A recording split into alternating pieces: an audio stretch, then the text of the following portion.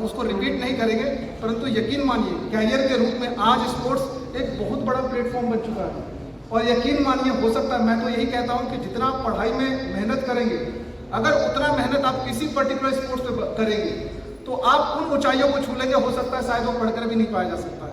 Lohardaga BS college stadium के समीप रविवार दोपहर 12 बजे लोहरदगा डिस्ट्रिक्ट शूटिंग क्लब का उद्घाटन उपायुक्त व एसपी ने किया है। आपको बताना चाहेंगे कि लोहरदगा एक छोटा जिला है जिस पर यह शूटिंग क्लब का 4 दिवसीय प्रशिक्षण दिलाना पूर्व राज्यसभा सांसद धीरज प्रसाद साहू के सौजन्य से यह संभव हो सका है। बीते वर्ष इसका उद्घाटन किया गया था और इस बार लगातार दूसरी बार यह प्रोग्राम का आयोजन किया जा रहा है, जिसमें लोहरदगा के एसपी सादिक अनवर रिजवी और उपायुक्त कुमार ताराचंद ने इसे उद्घाटन किया। उनके साथ एसडीपीओ श्रद्धा केरकेटा, एसडीओ अमित कुमार समेत अन्य पदाधिकारी एवं विधायक प्रतिनिधि निशित जायसवाल समेत अन्य पदाधिकारियों ने इसे आज उद्घाटन किया लगातार, जिस पर लोहरदगा सहित अन्य जिला के बच्चे यहां पर शामिल होंगे। मैं तो बहुत गर्व महसूस होता है जब हमारे ज़िले के अंदर इस तरह के आयोजन होते हैं, और शूटिंग जैसे इम्पोर्टेंट गेम जो हमारे ओलंपिक्स में भी हम लोगों ने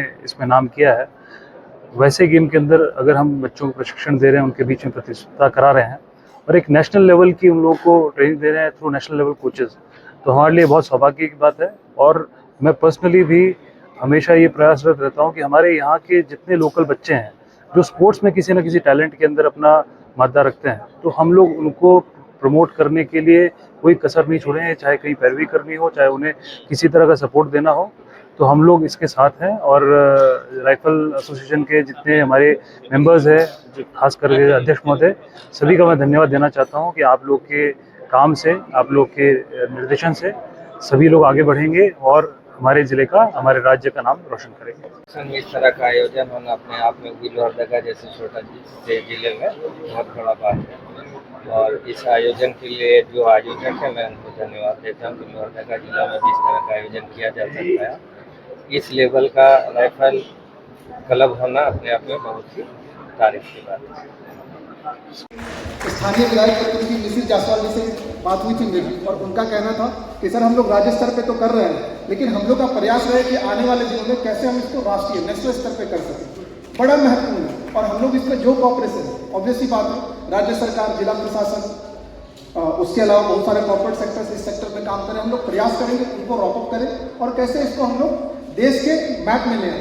इसका जिक्र किया था, ऑब्वियसली बात है, हमारे राइट हैंड साइड में भी फोटो दिख रहा है मनु भाकर जी का, नारंग जी का, अभिनव बिंद्रा जी का। ऑब्वियसली बात है, दे आर लीजेंड्स, और ये सभी बच्चे जो आज प्रतिभागी हैं या युवा साथी, ध्यान रखें, एक पुस्तक है एटॉमिक हैबिट्स, जेम्स क्लियर, उसमें लिखते हैं, कई बार हमें क्या लगता है अगर हम कोई कार्य स्टार्ट करते हैं, स्पोर्ट्स ही, कई बार हमें लगता है कि हमने स्टार्ट किया है, एक सप्ताह में अगर हमें रिजल्ट नहीं मिलता है तो हम दुखी हो जाते हैं। स्पोर्ट्स इकलौता ऐसा जगह नहीं है, परंतु स्पोर्ट्स सबसे बड़ा प्लेटफॉर्म होता है परजर्वेंस के लिए, जिसमें आपको मन बना के लंबे समय में लड़ना होता है। हो सकता है कोई प्रतिभागी ऐसा हो, जैसे बोला कि अभी अमर सिन्हा जी ने बोला था कि यहाँ के बच्चों में एक नेचुरल जीन है, और यकीन मानिए हो सकता है अभी हम लोग को नहीं पता हो, उसान बोल्ट सबको जानते हैं, और हम लोग यह भी जानते हैं कि जमैका के जो रनर्स होते हैं उनमें एक ACTN3 जीन्स होता है, जो बाद में पता चला, पहले उसान बोल्ट हमें मिला और फिर पाया गया कि उसमें एक स्पेसिफिक जीन है जो दौड़ने में मदद करता है, वेरी पॉसिबल। और शूटिंग में ऑब्वियसली बात है, हैंड और आई का कोऑर्डिनेशन चाहिए। मैंने किया, जैसे एसपी साहब ने बोला, बहुत अच्छा निशाना है। अब हम लोग तो बहुत टाइम हो गया है, मैं सैनिक स्कूल से पढ़ा हूँ, and being a part of सैनिक स्कूल हमारे बहुत सारे बैचमेट्स या कलीग्स या एलुमनी डिफेंस में है, और हम गर्वान्वित होते हैं क्योंकि करंट जो आर्मी चीफ है और नेवी चीफ वो हमारे स्कूल के एलुमनी है, तो that is a pride moment. But हम साथ ही बोलना चाहते हैं कि हम लोग का भी कहीं ना कहीं पूर्व में स्कूल्स के टाइम में बहुत अच्छा स्पोर्ट्स का साथ समन्वय रहा है, और हम चाहेंगे कि स्पोर्ट्स जो सिखाता है वो 2 चीज़ें सिखाता है मूलतः। एक तो जैसा बताया गया कि दैनिक जिंदगी में हर कोई परेशान है, स्ट्रेस है, कुछ ना कुछ, चूंकि हम लोग का लाइफस्टाइल ऐसा हो चुका है, एक तो भोजन का भी जो हम लोग का परिकल्पना है, हम फास्ट फूड पे चले गए, हम फ्रेश भोजन नहीं लेते हैं, साथ में बैठे रहने का हम ज़्यादातर काम मोबाइल या फिर बैठ के निकालते हैं। तो ऑब्वियसली बात है, जब सेडेंट्री एक्टिविटी होती है तो उसके साथ बहुत सारी चीज़ें अटैच हो जाती हैं, जैसे डायबिटीज़, BP की समस्या है, मोटापा, तो ये बहुत सारी, ये स्पोर्ट्स से आपको दूर हो सकता है। आप स्पोर्ट्स एक एक्टिविटी अपने आप को फिट रखने के लिए रख सकते हो। दूसरा, जैसे कि पूर्व एमएलसी साहब ने बताया कि उनके टाइम में बचपन में बोला जाता था, हम उसको रिपीट नहीं करेंगे, परंतु यकीन मानिए कैरियर के रूप में आज स्पोर्ट्स एक बहुत बड़ा प्लेटफॉर्म बन चुका है। और यकीन मानिए, हो सकता है, मैं तो यही कहता हूँ कि जितना आप पढ़ाई में मेहनत करेंगे, अगर उतना मेहनत आप किसी पर्टिकुलर स्पोर्ट्स पे करेंगे तो आप उन ऊंचाइयों को छू लेंगे। हो सकता है शायद वो पढ़कर भी नहीं पाया जा सकता है।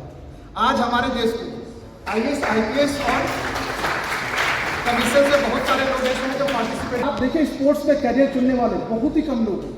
और यकीन मानिए, हमारा राज्य सक्षम है। हम महेंद्र सिंह धोनी ही नहीं, दीपिका कुमारी ही नहीं, आप सोचिए आज करंट जो इंडियन हॉकी टीम है उसमें तकरीबन 6 से 9 खिलाड़ी झारखंड से, चाहे महिला टीम की बात करें या पुरुष टीम की बात करें, तो सोचिए कितना महत्वपूर्ण। और हमारे पास वो सब कुछ है, हमारे पास पूरा हिस्ट्री पड़ा हुआ है झारखंड का, जहाँ हम लोगों ने अलग अलग स्पोर्ट्स में कॉन्ट्रीब्यूट किया है। तो सोचिए आप लोगों के लिए कितना महत्वपूर्ण है। अब सोचिए वो लीगेसी भी होल्ड करना है। और झारखंड शूटिंग के लिए नहीं जाना जाता है, परंतु आज जो परिकल्पना, आज जो नींव रखा गया, हम मान के चलते हैं कि आने वाले समय में झारखंड के अपितु लोहरदगा स्पेसिफिक बहुत अच्छे टैलेंट निकल के आएंगे। और इन जो नेक्स्ट 5 डेज आप लोग यहाँ पे ट्रेनिंग लेंगे या टैलेंट हंट के रूप में जो कार्य करेंगे या सीखेंगे, आप लोग से अनुरोध होगा कि आप यही न सोचें कि 5 दिन में आप नेशनल लेवल के प्लेयर बनेंगे। आपको प्रिजर्वेंस, जिसे बोलते हैं पेशेंस, रखना पड़ेगा। वो जो पुस्तक की मैं बात करता हूँ उसमें ही बताया गया, जब आप जिम जाते हैं तो पहले दिन बाइसेप्स ट्राइसेप्स नहीं देखना होता है, वो 6-8 महीने बाद देखना होता है। आप मेहनत करते रहें।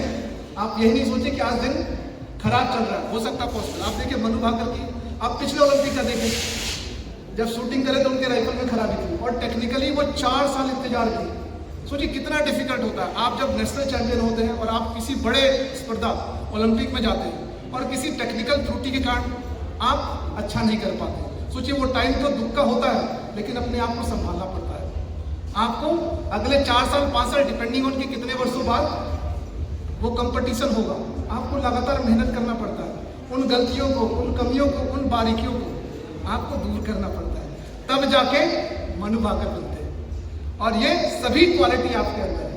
तो एक बार पुनः राइफल एसोसिएशन क्लब को हम धन्यवाद देना चाहेंगे, उनकी पूरी टीम जो इस कार्यक्रम को कर रहे हैं। जैसा कि बताया गया कि स्थानीय विधायक प्रतिनिधि जो इस कार्यक्रम के होस्ट हैं, आपकी पूरी टीम को बधाई। और राज्य के बहुत सारे जिलों से जैसा बताया गया कि 100 के ऊपर रजिस्ट्रेशन हो चुका है, तो उन सभी प्रतिभागियों को बेस्ट ऑफ लक। याद रखें, जीत आज की जरूरत नहीं है, आज जीते बहुत अच्छी बात है। आने वाले समय में अगर जीतेंगे तो ये पूरा राज्य, ये पूरा डिस्ट्रिक्ट और पूरा देश आप पर गर्वान्वित करेगा। एक बार पुनः आप सभी को बधाई। Thank you, thank you. बहुत बहुत धन्यवाद डीसी साहब आपके प्रीसियस वर्ड्स के लिए, जो हमारे लिए निश्चित रूप